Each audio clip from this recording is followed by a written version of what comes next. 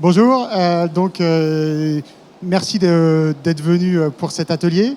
Un atelier qui accueille Briac Ledur du groupe Beaumanoir, qui va se présenter dans quelques minutes. L'objectif, c'est de faire un retour d'expérience sur ces presque maintenant 4 ans de collaboration ensemble. Ça a été un de nos premiers ambassadeurs. On a co-construit beaucoup de choses ensemble. Je le remercie d'être présent parmi nous. L'objectif, c'est vraiment de vous faire un retour d'expérience sur la façon dont on peut, dans le retail, arriver à développer la valeur client. On sait bien que c'est un sujet extrêmement important, surtout aujourd'hui où les marges sont faibles, où finalement c'est de plus en plus difficile de générer de la croissance. Donc comment arriver à générer de la valeur client en s'appuyant sur une démarche et un marketing entièrement individualisé. Très rapidement, Advalo, c'est une société que j'ai cofondée avec Olivier, mon associé, en fin 2013. À l'époque, le constat était que les retailers mesuraient une baisse très très significative du trafic en magasin et qu'en réponse à cette baisse de trafic, finalement, ils amenaient énormément de pression marketing. Donc on reçoit tous une centaine d'emails dans nos boîtes aux lettres tous les jours. Dès qu'on passe sur un site e-commerce, il y a énormément de retargeting qui se met en place, énormément de pression marketing et aussi énormément de promotion. On achète très souvent aujourd'hui à moins 30, à moins 40, à moins 50. Et aujourd'hui, la combinaison de ces deux facteurs-là a remis en cause les fondamentaux du retail. C'est-à-dire, sa capacité à garder une relation durable avec ses clients, et deux, sa capacité à générer de la marge. Et donc ça, c'est extrêmement problématique parce qu'aujourd'hui, on voit bien qu'il y a beaucoup d'enseignes qui sont extrêmement limites en termes de rentabilité, et elles doivent se réinventer pour retrouver de la croissance, qui va être de la croissance durable, mais aussi et surtout de la croissance rentable. Et donc tout l'enjeu, ça a été de se dire, en partant de ce constat-là, aidons-les à travers la data, à identifier au sein de leur base client les poches de valeur, à être capable de les activer de façon très concrète pour se dire chaque client qui rentre dans l'enseigne, on va chercher à le garder le plus longtemps possible, à le faire consommer de façon la plus durable possible, et puis aller recruter aussi d'autres clients qui seront demain les similaires à mes meilleurs clients. Donc on va reprendre un petit peu ce parcours-là en prenant un cas très très concret avec Briac. Effectivement, tu l'as dit, David, ça fait quelques années qu'on travaille ensemble. On a commencé à travailler ensemble en 2016, donc 3 ans après la création d'Advalo. En quelques mots, le groupe Beaumanoir, c'est 5 marques de prêt-à-porter, c'est 2500 points de vente à travers le monde, principalement en Europe et en Chine. La marque Amiral, c'est Cache-Cache. Cache-Cache, avec son premier magasin qui a été créé dans les années 80 à Saint-Malo. Saint-Malo, Intramuros, pour ceux qui connaissent cette petite ville de province. Aujourd'hui, le siège du groupe est toujours basé là-bas, ainsi qu'à Paris pour la marque Morgane. La marque Cache-Cache, aujourd'hui, c'est à peu près 500 points de vente en France et également 800 points de vente en Chine. C'est aujourd'hui là-bas, effectivement, que le groupe cherche vraiment à se développer à l'international. Également, ce qui est très important pour nous, c'est le retail, le magasin physique. Ça reste aujourd'hui notre ADN et dans toute notre stratégie, même digitale, aujourd'hui, le magasin a vraiment sa place. Et c'est aussi pour ça qu'on continue à investir fortement dans tous les concepts magasins. Vous pourrez constater également que Cache-Cache également a été récompensé l'année dernière de l'enseigne d'or avec son nouveau concept magasin qui est en train d'être déployé actuellement dans toute la France. Rapidement en introduction, alors on passe assez vite. Rapidement en introduction, ce que c'est qu'Advalo, on va passer assez rapidement sur la plateforme. L'objectif, c'est de se concentrer sur les cas d'usage très concrets, le retour d'expérience. La plateforme Advalo, c'est une plateforme qui vise effectivement à sortir de ce marketing de masse qu'on qualifiait de polluant, d'intrusif, tous ces emails qu'on reçoit, pour repasser sur un marketing individualisé. Et cette individualisation, le cœur de cette individualisation, c'est finalement la capacité déjà à se dire je dois avoir la meilleure compréhension possible de chaque consommateur. Et pour faire ça, il faut être capable d'aller capturer de la donnée, on verra tout à l'heure comment, mais d'aller avoir l'ensemble des données d'un consommateur, à la fois son parcours digital sur le web lorsqu'il est anonyme, mais aussi ses parcours d'achat en magasin. Et ça va nous permettre, en partant de cette donnée-là, d'identifier quels sont les clients à plus forte valeur, quelles sont mes poches de valeur. Une fois que j'ai identifié ces poches de valeur, l'enjeu, c'est d'être capable de se dire, en fonction des problématiques clients, en fonction des gens qui churnent, en fonction des intentionnistes, je vais avoir une stratégie qui sera une stratégie différente, qui sera une stratégie individualisée. Et donc, c'est là que va rentrer tout l'aspect individualisation et personnalisation qui va nous permettre d'avoir pour chaque consommateur une réponse qui sera adaptée en termes de moment de contact et en termes de contenu. Et puis, surtout, ce qui est important, c'est qu'on se rend bien compte qu'un consommateur, il Il ne fait pas que venir en magasin, il ne fait pas caler sur le site de l'enseigne, mais globalement, il se promène sur tout le digital avant de préparer son achat. Et donc, il y a beaucoup de points de contact qui sont en jeu à cet endroit-là. Il va passer du temps sur Google, il va passer du temps sur Facebook, il va aller sur votre site, etc., etc. Et donc, il faut être capable, lorsqu'on veut individualiser la relation entre l'enseigne et le consommateur, à l'individualiser sur l'ensemble des points de contact. Donc, on va se connecter à différents points de contact qui sont des points de contact que le consommateur utilise pour préparer son achat. La plateforme, il y a 4 grands éléments. La première, c'est avoir la capacité d'accéder à votre donnée. Tous les retailers ont beaucoup de données. Ils en ont dans les systèmes de caisse, chez Sealand, Cegid, etc. Ils en ont sur leur site e-commerce. Mais aujourd'hui, ces données, elles ne sont pas unifiées. Elles ne sont pas réconciliées. C'est-à-dire qu'on sait qui est un consommateur en magasin, mais on ne sait pas s'il est passé sur le site e-commerce, par exemple, hier. On a du mal encore à réconcilier ces deux mondes de la donnée transactionnelle et de la donnée comportementale. Donc le premier sujet, c'est d'être capable d'identifier le consommateur à la fois dans ce qu'il regarde, lorsqu'il passe sur le site, sans même qu'il s'identifie, et à la fois lorsqu'il achète en magasin. Donc on va réconcilier la donnée online, la donnée offline, la donnée d'achat, la donnée de comportement. On va l'unifier et surtout, on va chercher à l'enrichir. Advalo, c'est ajouter de la valeur, et ça, c'est notre ADN. C'est vraiment tout le travail qu'on a fait autour des modèles prédictifs. Il y a plus d'une 50aine de modèles prédictifs qui nous permettent d'enrichir la donnée. Enrichir la donnée, ça veut dire quoi? Ça veut dire se dire, finalement, pour chaque consommateur, quels sont mes intentionnistes en ce moment sur le manteau? Ça, c'est une question que va nous poser Cache-Cache pour pouvoir mieux travailler ces plans d'acquisition et ces plans de fidélisation. Quels sont mes clients qui, en ce moment, sont en train de quitter l'enseigne? Avant qu'ils quittent l'enseigne, ça m'intéresse d'aller avoir une stratégie de rétention. Donc, tous ces sujets-là, on va les traiter à travers des modèles prédictifs. Donc, on va identifier les individus et puis on va activer sur l'ensemble des outils qui sont les outils que vous avez mis en place pour communiquer auprès de vos consommateurs. Donc, on va avoir une stratégie cohérente, consistante, que ce soit en se connectant sur Google ou sur Facebook pour adresser des messages à vos consommateurs, que ce soit lorsqu'ils passent sur le site, on est connecté à du Caméléon, du A/B Testing pour personnaliser le site, que ce soit à travers les messages CRM que vous allez leur envoyer, à travers vos outils de gestion de campagne traditionnels, que ce soit Adobe, Splio, etc. Et puis, dernier élément qui est fondamental, c'est l'élément de mesure. Et aujourd'hui, ce que les retailers nous disent, c'est qu'ils ont eu énormément de difficultés à mesurer l'impact de leurs actions digitales sur le magasin. Et donc, en ayant la capacité de réconcilier les transactions online et offline, on va être capable aussi de mesurer l'impact de leurs actions, non seulement sur le chiffre d'affaires e-commerce, mais aussi sur le magasin. Donc, on va pouvoir calculer un retour sur investissement qu'on qualifiera d'omnicanal. Rapidement, les modèles prédictifs, on en a parlé. Il y a des modèles qui vont nous permettre de qualifier la valeur des clients, qualifier donc leur valeur future aussi, ça c'est important. On va avoir des modèles qui vont nous permettre de qualifier leur intention d'achat. On reviendra dessus tout à l'heure. Quels sont ceux qui sont intentionnistes parmi tous les visiteurs de mon site? On va regarder aussi, on va être capable d'amener des modèles de recommandation produits. Effectivement, chaque consommateur a un besoin à un instant T. Il faut être capable de recommander différents produits en fonction de différentes stratégies. On verra tout à l'heure concrètement comment c'est mis en place par Cache-Cache. En synthèse, nos clients sont principalement des retailers qui ont une problématique d'omnicanalité, mais qui ont surtout une problématique de générer une croissance rentable et une croissance durable. Et voilà quelques chiffres que l'on a calculés avec certains d'entre eux. Avec but notamment, en moins de 6 mois d'usage de la solution, ils ont pu mesurer 1% d'incrément de chiffre d'affaires sur un chiffre d'affaires d'1,8 milliard. Donc ils ont généré 18 millions d'euros, ils en ont témoigné plusieurs fois à cette occasion-là. L'an dernier, ils étaient là pour en parler. On prend grain de malice, après 12 mois d'usage de la solution, ils font à peu près 100 millions d'euros de chiffre d'affaires.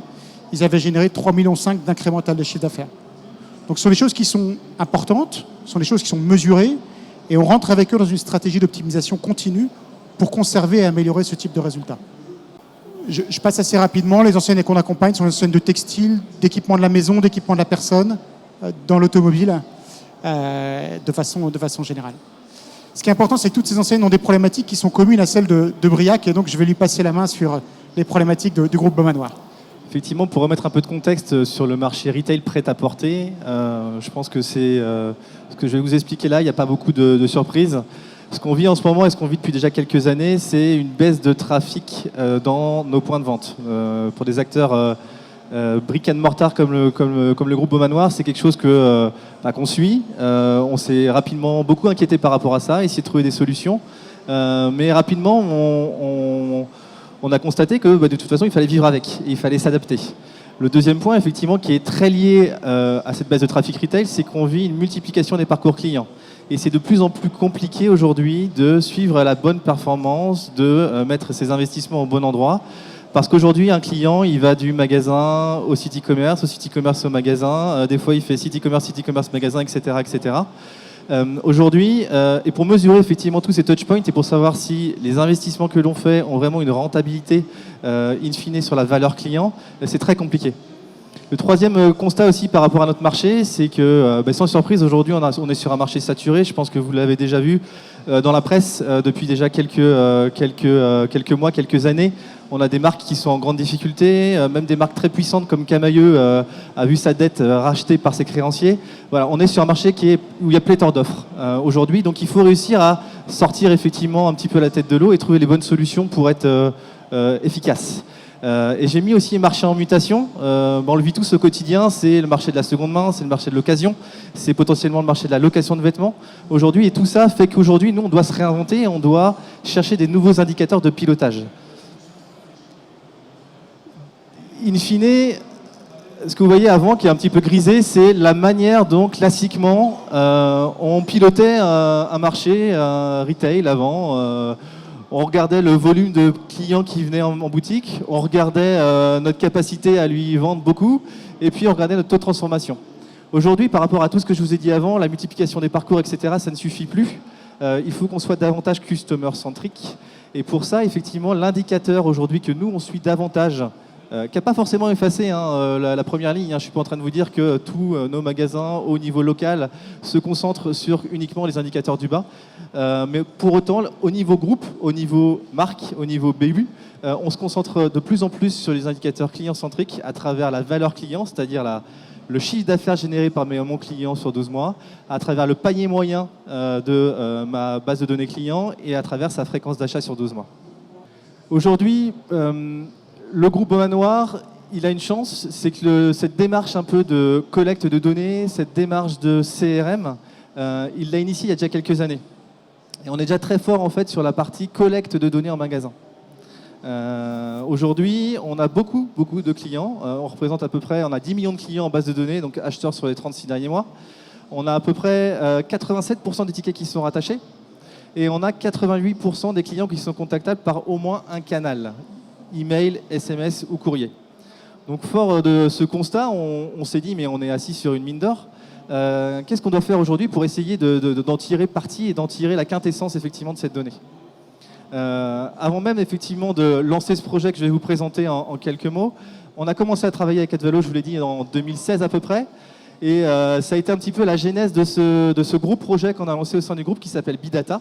On a travaillé effectivement, on a travaillé main dans la main avec Business et Décision, notre intégrateur de Nantes, pendant 18 mois pour que le groupe se dote de son environnement data, de son propre écosystème Big Data, de manière à pouvoir effectivement mieux agréger, travailler cette donnée que l'on collecte au fil des jours dans nos magasins et également sur le digital grâce à Advalo. En plus, effectivement, donc rapidement le projet Bidata, je vous passe les aspects RGPD, juridiques, etc. On en a profité effectivement pour se mettre en réglementation avec les RGPD. Ce qui est le plus important, effectivement, c'est l'aspect évolutif de ce qu'on a construit. C'est qu'aujourd'hui, on cherche de plus en plus à développer des cas d'usage, à utiliser des nouvelles données pour construire nos propres modèles, en utilisant aussi, en challengeant les modèles d'Advalo. Et également, le plus important, c'est la partie de droite, c'est qu'on a construit ce projet en ayant en tête des cas d'usage métier bien précis. Le premier cas d'usage pour nous, c'est l'animation d'un client multimarque. On sait que quand on est dans une démarche de données, plus on a de données sur un client, meilleur on sera. Meilleur on sera dans la pertinence, meilleur on sera dans notre capacité effectivement à lui proposer quelque chose de différenciant par rapport aux autres acteurs. C'est pour ça qu'on a un référentiel client multimarque au sein du groupe Beaumanoir aujourd'hui. On a ce programme de fidélité MyVibes qui nous permet effectivement de continuer à collecter de la donnée, tout en légitimant effectivement le fait de rattacher nos tickets à nos clientes. Le troisième point, c'est toute la partie intelligence artificielle dans le CRM. Et là, effectivement, Advalo est vraiment un accélérateur pour nous pour cette partie-là, depuis quelques années déjà. Et la quatrième partie, tu as commencé à l'évoquer, c'est toute la partie dashboarding et analyse des performances à J+1. Aujourd'hui, nous sommes en capacité, grâce au projet Big Data, d'analyser les performances CRM à J+1 de tous les tickets qui ont été réalisés hier en magasin. On est en capacité d'analyser la performance au client. Donc rapidement, les deux objectifs phares qu'on voulait vous présenter aujourd'hui, qu'on a travaillé avec Advalo, c'est mesurer l'impact du digital sur le business en magasin. Donc là, je suis très proche effectivement du sujet dashboarding que je vous ai évoqué tout à l'heure. Et le deuxième sujet, c'est influencer la valeur cliente grâce à la data cliente et grâce à l'intelligence artificielle. Donc la valeur cliente, je vous l'ai dit, c'est pour nous un indicateur qui est très important aujourd'hui. Donc rapidement sur le premier point, mesurer l'impact du digital sur le business. C'est aussi ça qui nous a permis de lancer des gros investissements et le projet Big Data. C'est les premiers cas d'usage qu'on a réussi à mettre en place avec Advalo avant même de lancer notre projet et notre gros investissement en interne pour le groupe. Je vous l'ai dit, on rattache déjà beaucoup en magasin. Pour autant, le média digital était quelque chose d'assez froid où on ne savait ce qui se passait qu'à hauteur de 3 à 4% de nos clients, c'est-à-dire ceux qui veulent bien acheter sur nos sites. 77% des gens venaient, mais on ne savait pas qui c'était complètement anonyme. L'ambition qu'on a eue avec Advalo a été effectivement d'essayer de rapprocher effectivement cet ID client, celui que l'on avait déjà dans notre base de données CRM, avec le cookie déposé qui nous est propre, puisque on n'est pas en train de déposer un cookie Advalo, on parle bien du cookie de Cache-Cache ou de Bonobo ou de Bréal, donc on parle bien de notre donnée, et de manière à synchroniser effectivement le rattachement magasin et la navigation d'un client sur le site web. Aujourd'hui, on est à peu près à 41% des clients identifiés, c'est-à-dire qu'on a réussi à faire le combo ID client CRM et cookie identifié. Les 41% effectivement des clients identifiés, donc on parle bien sûr de clients actifs, donc là on est vraiment sur les clients qui viennent acheter sur les 12 derniers mois. Et bien on a commencé à regarder les premiers indicateurs de Web to Store, et pas seulement ce que nous raconte Google dans les différents webinars qu'on peut voir, mais vraiment nos données à nous. C'est quoi nous, notre marché, c'est quoi nous aujourd'hui en tant que retailer français, les premiers parcours Web to Store qu'on peut réussir à mesurer et sur lesquels on peut avoir une influence. Aujourd'hui, grâce au fait d'avoir réussi à identifier 41% de mes clients, je sais que j'ai 32% de mes transactions magasin qui sont influencées par un parcours sur le web avant de faire un achat en magasin. 32%, bien sûr, c'est si je projette en disant que j'avais 100% de ma base de données digitalisée, je serais peut-être à 60%, 70%. Donc je ne suis pas très loin de ce que me raconte Google quand même. Ensuite, effectivement, une fois que j'arrive à suivre ce comportement et ce rattachement, ce parcours entre je viens sur le site, je vais acheter en magasin, bah derrière, je peux être beaucoup plus précis quand je vais analyser les moments du parcours. Donc c'est de cette manière qu'on peut aujourd'hui savoir que, en général, c'est 7 jours avant, je fais ma dernière visite du site web en moyenne avant d'aller en magasin. Et ma première visite sur le site web, en général, à 17 jours avant mon achat. Donc c'est intéressant, ça veut dire que la mode, c'est pas que non plus les achats coup de cœur. De plus en plus, on prépare ses achats. Ce qui est intéressant aussi, des fois, c'est le parcours j'ai acheté en magasin et je reviens sur le site web. Tout ça, effectivement, c'est des informations qu'on n'avait pas avant et qu'on a aujourd'hui grâce à Advalo et sur lesquelles on va de plus en plus chercher à influencer de manière à jouer entre ces 17 jours et 7 jours, ces moments où il y a une vraie intention d'achat, parce que je préfère qu'elle vienne acheter chez moi, chez Cache-Cache, que chez Camailleux. Donc je sais qu'à ce moment-là, il ne faut pas que je la rate, ma cliente. Ces informations, ces données, elles sont intéressantes. Je ne peux pas vous partager ma valeur client Bonobo, Cache-Cache ou Bréal. En revanche, ce qui est intéressant, c'est de regarder l'uplift de valeur quand je suis un client digitalisé. Tout à l'heure, je vous ai dit que j'ai réussi à digitaliser 41% de mes clients. C'est-à-dire que je suis sûr que au moins 41% de mes clients viennent sur mon site. Ces clients-là, effectivement, quand je regarde la valeur qu'ils ont sur 12 mois par rapport à un client que je n'ai pas digitalisé, j'ai un uplift de valeur client de l'ordre de minimum 45% sur la marque Bonobo jusqu'à 67% de la marque Bréal. Juste, alors ça l'usage, c'est finalement de se dire, lorsqu'un consommateur que je connais passe sur site, sans même qu'il s'identifie, à travers son cookie, je sais qui il est. Donc je sais précisément à tout moment savoir ce qui l'intéresse aujourd'hui, savoir finalement qu'est-ce qu'il est en train de préparer comme achat pour dans 7 jours, pour dans 17 jours.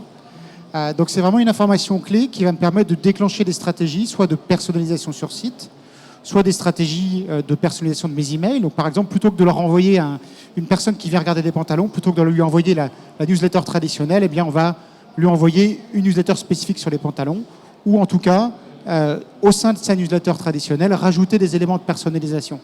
Donc, ce sont ce type d'activation, de personnalisation et de rebond suite à des visites qui vont nous permettre de générer cette uplift de valeur. Une autre manière de lire les chiffres également, c'est la capacité d'Advalo à élargir le champ des possibles en termes de canaux de communication. Classiquement, moi, acteur retail, j'envoie beaucoup d'emails, j'envoie beaucoup d'SMS. Et petit à petit, tu l'as dit en préambule, en introduction, on est sur du marketing de masse. On va chercher petit à petit à utiliser d'autres leviers parce que plus j'appuie sur un canal, plus j'envoie d'emails à une cliente, plus j'envoie du SMS, à un moment donné, je perds en efficacité. C'est logique de pression. Là, quand on aurait pu illustrer effectivement le 0, 1, 2, 3, 4, 5 par la capacité effectivement de la solution à nous ouvrir le champ des possibles. 0, sur base 100, ça veut dire que je ne suis pas contactable par un média.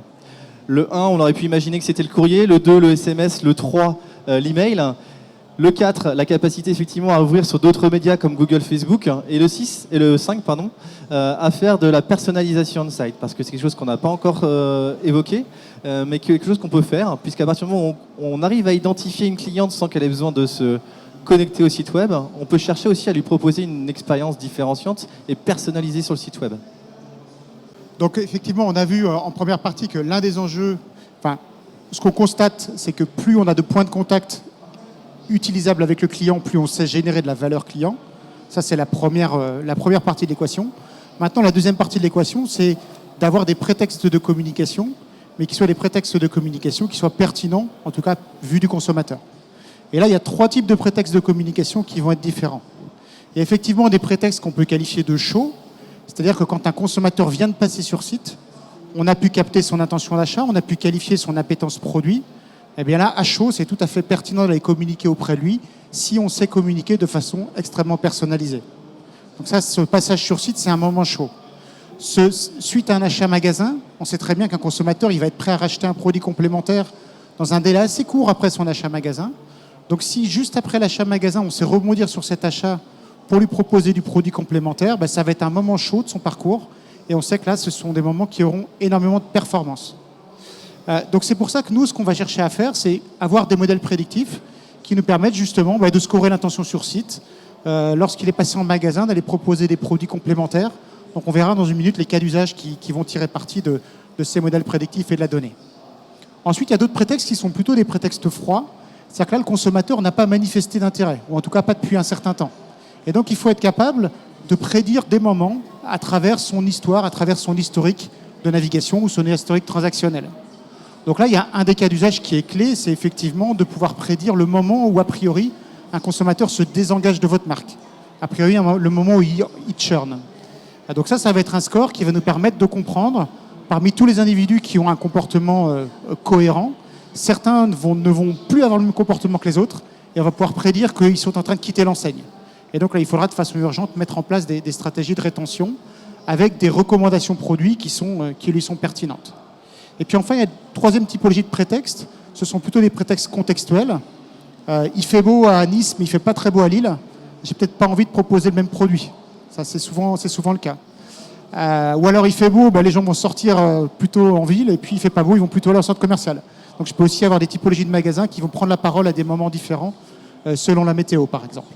Donc ça, ce sont des prétextes contextuels qu'on va utiliser pour pouvoir engager de façon pertinente le consommateur. Ce qui est intéressant dans cette nouvelle approche CRM, c'est qu'on va au-delà du simple fait de regarder la lifetime value de notre cliente. Et on va au-delà de tout ça puisqu'on essaye effectivement d'utiliser à bon escient les nouvelles données qu'on a à notre disposition. C'est les slides suivantes, effectivement, on va se concentrer sur les 2 premiers cas d'usage qu'on a commencé à mettre en place, liés au prétexte chaud, prétexte froid. On n'a pas encore commencé à travailler sur la partie contextuelle, mais on compte bien y travailler rapidement. Du coup, première étape, là c'est la marque Bonobo. On est sur le canal email. Je vous citais tout à l'heure l'ambition qu'on avait d'essayer d'être le plus proche possible de nos clientes et des intentions d'achat. Lorsque je sais qu'un client identifié vient sur mon site entre 17 jours et 7 jours, je vais le ressolliciter au bon moment, sans pour autant lui proposer une offre complémentaire, mais lui reproposer les produits qu'il a vus. Et en me posant la question, effectivement, mais s'il est venu sur le site et qu'il n'a pas acheté, peut-être que le produit qu'il a vu l'intéresse, mais il n'a pas été jusqu'au bout de l'achat. Donc je vais utiliser un modèle de reco qui est basé sur les critères similaires. L'idée étant effectivement d'essayer de le pousser toujours vers l'achat et de l'accompagner effectivement à aller soit en magasin, soit acheter sur nos applications mobiles, soit sur le site e-commerce. Ce que vous voyez en bas à gauche aussi, ce qui est intéressant, c'est l'effet acheteur qu'on a réussi à avoir. C'est-à-dire que pour chacune de nos sollicitations, on met un groupe contrôle, on met une population de témoins qui est statistiquement représentative en fait, de la population qui est ciblée. De cette manière, on arrive à calculer s'il y a eu un effet sur le taux de retour, le taux d'acheteur, s'il y a eu un effet sur le panier. Et là, en l'occurrence, juste le fait de le ressolliciter au bon moment avec les produits qu'il a vus et des produits qui semblent le ressembler, ça nous permet effectivement d'accélérer en fait, le taux d'achat de 3,1 points. La slide suivante, on est toujours sur quelque chose où voilà, j'ai capté, je suis dans un moment d'achat. Sauf que je viens de réaliser mon achat. Je me souviens quand même que j'ai réalisé mon achat, c'était il y a 10 jours. Mais nous, tout ce qu'on veut, c'est d'essayer d'accompagner toujours notre cliente de manière à ce qu'elle se total look cache-cache. Là, en l'occurrence, on est sur le trigger marketing post-achat. Elle vient de réaliser son achat, on la ressollicite 10 jours après, effectivement, pour chercher à lui reproposer des articles en se basant sur le modèle de recommandation cross-intérêt qui permet effectivement, qui analyse les différents tickets des acheteurs qui ont utilisé qui vont acheter les mêmes habits et également par rapport au dernier produit qu'elle a acheté. On essaie toujours aussi de mettre le produit le plus cher en fait en avant dans ce modèle de manière à toujours proposer des produits complémentaires à la pièce maîtresse en fait du look. Pareil, on calcule toujours les effets acheteurs et les effets CA. Là, j'ai les deux. Et j'ai 0,4 points d'effet acheteur en plus. Et j'ai 7,% de plus d'effet chiffre d'affaires. Là, effectivement, je suis un petit peu loin de la relation avec la marque. Il faut savoir que dans le secteur du retail, du prêt-à-porter, on est tous à peu près pareil. Hein, on est tous entre une fréquentation d'achat entre 2 à 3 par marque. Donc, quand je viens d'acheter il y a 50 jours... déjà ça commence à c'est pas très loin, mais je suis plus non plus vraiment, j'ai plus vraiment en tête l'achat que j'ai fait chez Bréal. Ce qui est intéressant effectivement, c'est à travers notre programme de fidélité, là on est dans le cas d'un nouveau canal digital, puisque là on ressollicite nos clientes par Facebook, on synchronise en fait nos audiences CRM qui ont aujourd'hui un coupon fidélité disponible avec Facebook à travers effectivement la solution Advalo, de manière à rappeler à nos clientes, oublie pas, tu n'as plus que 10 jours pour utiliser ton chèque de fidélité de 8 € parce que tu as atteint les 200 points qui te permettaient d'atteindre le seuil et d'avoir un chèque de fidélité valable dans Cache-Cache, Bonobo et Bréal. Pareil, juste le fait de ressolliciter notre cliente avec l'offre qu'elle a le droit et que nos vendeuses lui proposeraient en magasin par le canal Facebook, on a des effets intéressants, que ce soit en termes d'effet acheteur, donc je rappelle taux de retour, et effet aussi panier, puisque là je parle de 4 € d'effet de chiffre d'affaires. Encore un cas d'usage Bonobo. Là c'est intéressant, donc tu parlais tout à l'heure David de rétention, d'essayer de maîtriser l'attrition. Donc si on regarde effectivement le cycle de vie d'une cliente, ou d'un client, puisque là en l'occurrence sur le visuel c'est plutôt un client, puisque Bonobo est la seule marque mixte effectivement du groupe Beaumanoir, je vous l'ai pas dit. L'ambition qu'on a aussi, c'est parfois on va essayer d'analyser le comportement d'achat passé et d'essayer de prédire un petit peu ce qui va se passer. On va analyser les délais interachats par article de manière à essayer de ressolliciter un petit peu comme quand Nocibé ou vous sollicite en vous disant votre parfum il est terminé, il est peut-être temps d'en racheter. Nous on va essayer de faire la même chose par rapport à des catégories d'habits. Là en l'occurrence on est sur le dernier jean acheté. On va effectivement essayer de mettre en avant les nouveautés et d'essayer d'associer effectivement ça avec le modèle critères similaires sur une catégorie de produits donnés qui est ici le jean. Et effectivement, on adapte aussi notre moment de prise de parole en fonction du délai interachat du client. Et donc, on a plus 9% de chiffre d'affaires. Tout ce que je vous dis là, effectivement, c'est on a fait beaucoup de tests aussi, on en a mis beaucoup à la poubelle. On fait beaucoup de tests AB. de manière effectivement à savoir comment bien prendre la parole. Et il y a beaucoup de bien fondé dans tout ce qu'on fait, mais il y a aussi beaucoup de choses où on pensait être successful et en fait on ne l'est pas du tout. Ouais, c'est extrêmement important ce qu'évoque Briac, c'est la capacité finalement, ou en tout cas la nécessité pour vous de tester, de mettre en place, mesurer rapidement et savoir si vous avez raison ou si vous êtes trompé. On a le droit de se tromper, mais on n'a pas le droit de ne pas mesurer. Donc c'est là où le calcul du retour sur investissement omnicanal, il est clé. Et donc ce que permet de faire la plateforme, c'est très simplement de déclencher des campagnes, de les tester, de les mesurer. Et si elles sont bonnes, on les automatise et elles vont durer dans le temps. Si elles sont mauvaises, on repart à zéro et puis on va tester d'autres stratégies. Donc ça, c'est important d'être en capacité d'avoir cette agilité de test et de mesure le plus rapide possible. On a regardé effectivement, là ces indicateurs ils sont tout frais. Dans le retail, on travaille sur des saisons de collection, saison PE, saison AH. La saison PE, elle s'est terminée fin août. La saison AH vient tout juste de recommencer. Là, les indicateurs que je vous montre là, c'est la fin de la saison PE. On a réussi, alors que tout le monde nous dit qu'au global, les performances des emails sont plutôt en perte. Nous, on a plutôt le constat inverse. C'est que versus N-1, on a pris 5 points de taux d'ouverture par rapport à l'année dernière, au global de nos marques Cache-Cache, Bonobo, Bréal. Et pareil sur la réactivité, on est à plus 2 points. Donc ça marche. Quand on envoie un mail au bon moment avec le bon contenu, on améliore nos indicateurs. Et j'ai mis également aussi les taux d'ouverture versus les campagnes classiques. Une campagne classique pour nous, c'est une campagne où il n'y a pas de personnalisation, que ce soit dans le contenu ou dans le ciblage. Et on voit que, bien sûr, on gagne plus 10 points versus les campagnes classiques et plus 9 points en réactivité. Réactivité, c'est jour, je clique. Ici, on est sur la performance au global de la saison. Je vous ai dit, on mesure la performance globale de notre CRM, inclut effectivement tout ce que je vous ai évoqué sur le changement bidata, le fait que Advalo nous aide énormément sur la partie modèle de recommandation. Notre propre capacité aussi avec notre Data Lab à essayer de trouver les bons indicateurs et modéliser de plus en plus de data.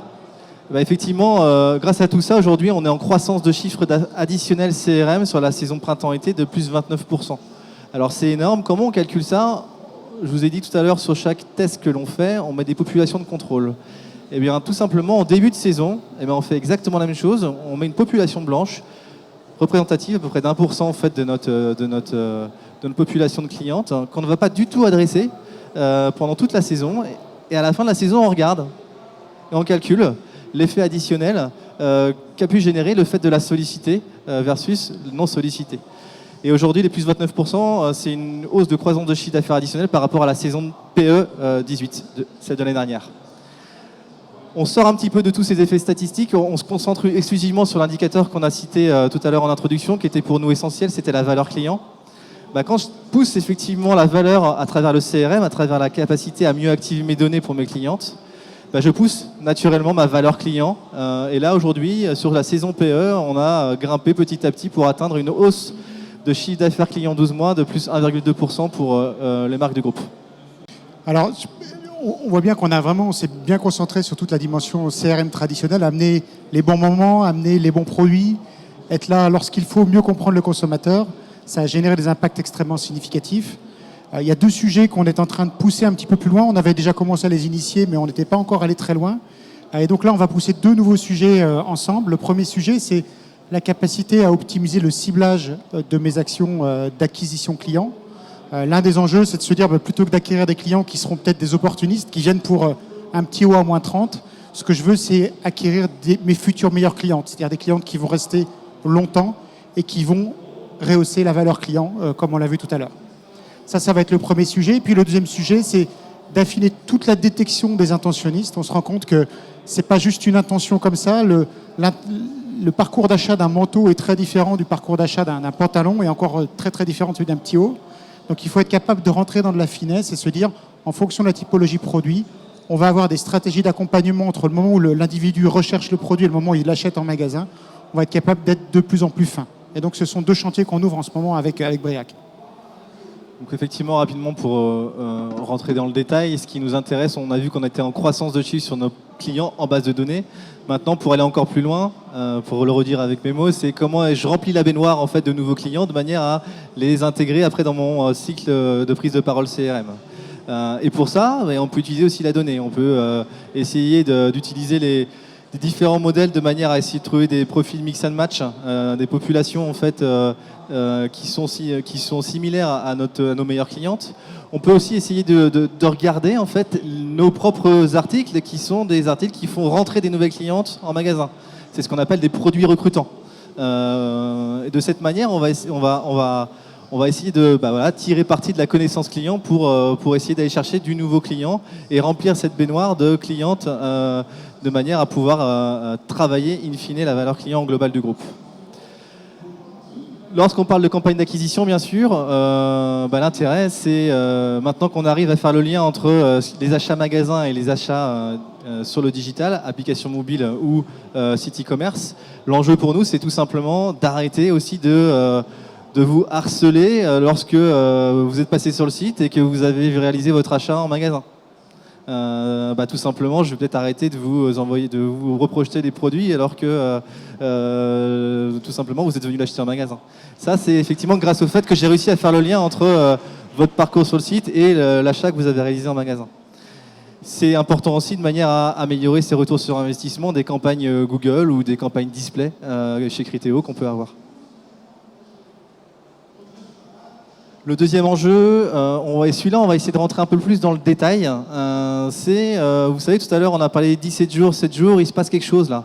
Il se passe quelque chose, que je capte une intention d'achat. Et cette intention d'achat, c'est à ce moment-là qu'il faut que je sois pertinent. Et il faut que je sois en capacité d'activer vite ma donnée et de la bonne donnée. Donc pour ça, on a travaillé effectivement avec, et là il y a quelque chose qui est en train de se passer là sur la partie, sur une catégorie bien précise par rapport aux pantalons et aux jeans, de manière à effectivement on sursollicite, on est en train de tester tout un dispositif de campagne multicanal, média, j'entends, sur les intentionnistes pantalons et jeans, mais on va y revenir juste après. Oui, en quelques mots, là, c'est juste une illustration, pour le coup c'est plutôt pour un autre client, mais c'est une illustration des intentions. C'est-à-dire que la plateforme, à travers l'intelligence artificielle, elle va être capable de screener l'ensemble des individus qui sont en ce moment sur votre site et de se dire, parmi tous ceux qui sont sur le site, voilà ceux qui ont a priori une intention d'achat. Et ensuite, on va regarder effectivement quel type d'intention d'achat. Là, on est sur une présentation qui était plutôt celle de But pour le coup, mais globalement, on se rend compte que il y en a certains qui vont être sur le salon, d'autres sur le blanc, d'autres sur la décoration. Ce qu'on voit, c'est effectivement qu'on n'a pas le même volume d'intention. Donc, en fonction des typologies de produits, on n'a pas le même volume, le même potentiel de prospects en ce moment sur le site. On n'a pas non plus forcément les mêmes taux de conversion et on n'a pas non plus les mêmes durées d'achat. Entre 8 jours pour traiter un achat qui concerne les bonnes affaires et 11 jours pour traiter un achat chambre-literie, ça veut dire que la pression marketing et les actions que je vais mettre en place pendant ce délai entre la préparation et l'achat, elle va être très très différente. Donc là, on va pouvoir affiner notre stratégie et notre plan d'action. Pour ça, on va avoir deux typologies d'individus. On l'a dit, il y a des individus que l'on connaît, c'est-à-dire qu'on a leurs cookies, ils sont sur site, on sait qui ils sont et on sait qu'ils s'intéressent à un jean. Donc ceux-là, on va les traiter de façon très particulière. Briac évoquera ça avec vous. Et puis ensuite, il y en a d'autres que l'on ne connaît pas. Ce sont des individus anonymes sur le site. On n'a aucune connaissance sur eux, si ce n'est leur navigation au jour J. Et donc là, on va utiliser leur identifiant, leur cookie, pour optimiser mes plans médias et notamment tous les plans de retargeting. Donc très concrètement, si on regarde ce que ça donne pour le cas de jean et pantalon de Beaumanoir, je te laisse le détailler. On l'évoquait tout à l'heure, plusieurs canaux, plusieurs capacités à activer la donnée de manière à atteindre, solliciter nos clientes. Donc trigger email personnalisé, réseaux sociaux, personnalisation de site à travers le partenaire AB Testy ou le partenaire de display The Best Of. L'ambition pour nous, c'est en ce moment, on est en plein test.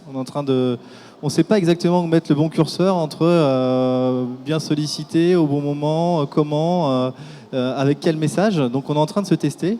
Tout ça pour dire que ne pas confondre avec active, inactive, réactiver, là on est vraiment dans un comportement d'intentionniste. Intentionniste active, inactive, réactivé. Voilà, je sais que j'ai à peu près 5 à 7 jours là, pour être très où je peux rajouter plus de pression média. Je sais que ma cliente l'acceptera puisqu'elle est dans une démarche d'achat. et petit à petit, effectivement, de tester le combo des différents canaux. On est très proche quelque part d'un test de modèle d'attribution, sauf que on le fait avec une vision chiffre d'affaires additionnel et capacité à recruter de la nouvelle cliente dans le cas effectivement des anonymisés.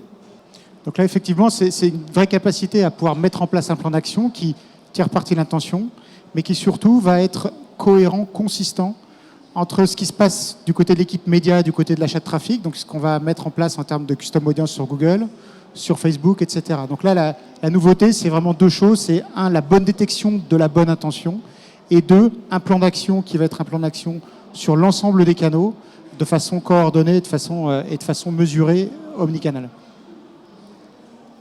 Rapidement, les premiers résultats. Donc là, je vous dis, le test il est en cours, là, donc on ne va pas rentrer dans le détail, mais voilà à peu près les temps forts que l'on fait, de temps de prise de parole. L'idée étant toujours d'accompagner ces clientes qui sont dans une intention d'achat de pantalon ou de jean. Il y a des prises de parole contenues, où on essaye effectivement de proposer, c'est plutôt l'email que vous voyez à gauche, où Cache propose des styles, essaye d'accompagner avec du contenu aspirationnel les clientes. Au sein de la marque.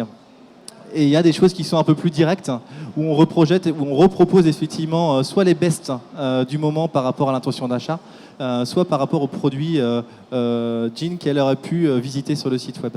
Et effectivement, on retrouve toujours, lorsqu'on est précis et qu'on s'adresse à nos intentionnistes, des taux d'ouverture et des taux de clic qui sont très importants sur la partie email. Voilà un petit peu pour les différents cas d'usage qu'on a pu vous présenter, qu'on a pu tester ensemble, qu'on a pu mesurer ensemble.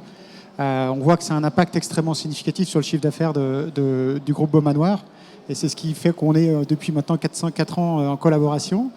Ce qui est important, effectivement, c'est que vous êtes peut-être certains reconnus dans des use cases qui sont des cas d'usage qui sont très avancés, d'autres pas du tout. Et ce qu'il faut comprendre, c'est qu'effectivement, on n'arrive pas à ce niveau de sophistication au premier jour. C'est un chemin que l'on fait ensemble. Donc ce qu'on fait vraiment avec nos clients, c'est on définit, et ça c'est même avant même de décider de travailler ensemble, on va réfléchir ensemble à vos objectifs, à vos enjeux clients. C'est extrêmement clé de pouvoir avoir cette conversation ensemble. Pourquoi est-ce qu'on mettra en place une telle plateforme? Qu'est-ce qu'on va y chercher? Quels sont vos enjeux et quels sont les cas d'usage concrets qui permettraient d'y répondre? Donc il y a toute une phase de définition qui est avant même de décider de travailler ensemble.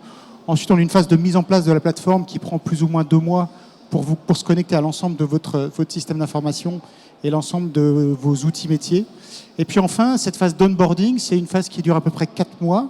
Et là, on travaille ensemble. C'est-à-dire qu'on a des équipes de Customer Success qui sont à vos côtés, toujours présents, pour qu'en mode double commande, on va dire, on a chacun a le manche, et ensemble, on va mettre en place les actions qui ont été identifiées comme étant les plus pertinentes. On va les tester, on va les mesurer. Et au bout de 4 mois, l'objectif, c'est que vous ayez pu tester suffisamment de stratégies pour démontrer le retour sur investissement. À partir de là, vous êtes en mode, ce qu'on appelle un mode run, c'est-à-dire que vous avez l'autonomie sur l'usage de la plateforme. Vous savez mieux que quiconque quelle est l'actualité de votre marque, quelle est la sensibilité de votre cible. Et là, vous avez les manettes pour continuer de tester, automatiser différentes stratégies. Merci beaucoup à vous d'être venu nous voir. Merci beaucoup à Briac pour son témoignage.